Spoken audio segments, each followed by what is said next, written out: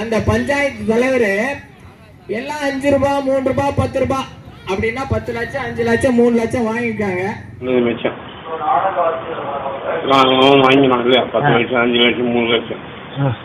வாங்கிட்டு எல்லாம் கையெழுத்து போட்டாங்க. ஆனா ஏன் தாலுகா ஆபீஸ்ல பஞ்சாயத்துல நான் இன்னும் கொடுக்கல அனுமதி அப்படின்றாங்க.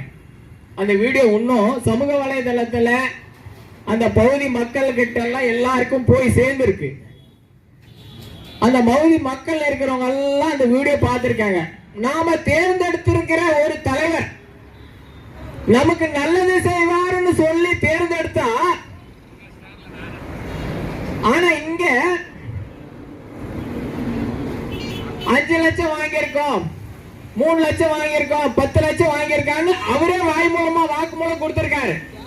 அவன் பாதி அந்த பல்லார்பள்ளி முன்னாள் பார்த்து அவன் ஏதோ 1 லட்சம் எடுத்துக்கணும், இவன் ஒரு 3 லட்சம் எடுத்துக்கணும், இவன் எவ்வளோ எடுத்தாங்க என்கிட்ட ஒரு 5 ருபீஸ் கொடுத்தாங்க. அது கூட நான் ரொம்ப நாள் 1 மாதம் நான் வாங்கலை. அவங்க வீட்டில் தான் இருந்துச்சு. எனக்கு வேணாடா அது ரிட்டர்ன் பண்ணிடணும் அப்படின்னு சொல்லியிருந்தேன். எல்லாம் வந்து வாங்கிட்டு போகணும். இந்த மாதிரி 420 வேலை இவங்க 2 பேரும் செஞ்சது.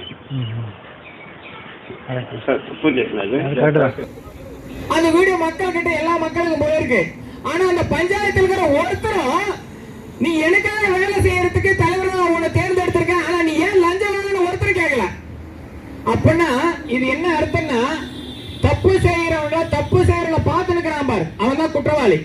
அந்த பஞ்சாயத்துல இருக்கிற தலைவர் காசு வாங்கினான்னு அர்த்தம் இல்ல, அந்த பஞ்சாயத்துல சேர்ந்தவங்களும் அந்த கல்குவாரிக்காக காசு வாங்கினான்னு தான் அர்த்தம்.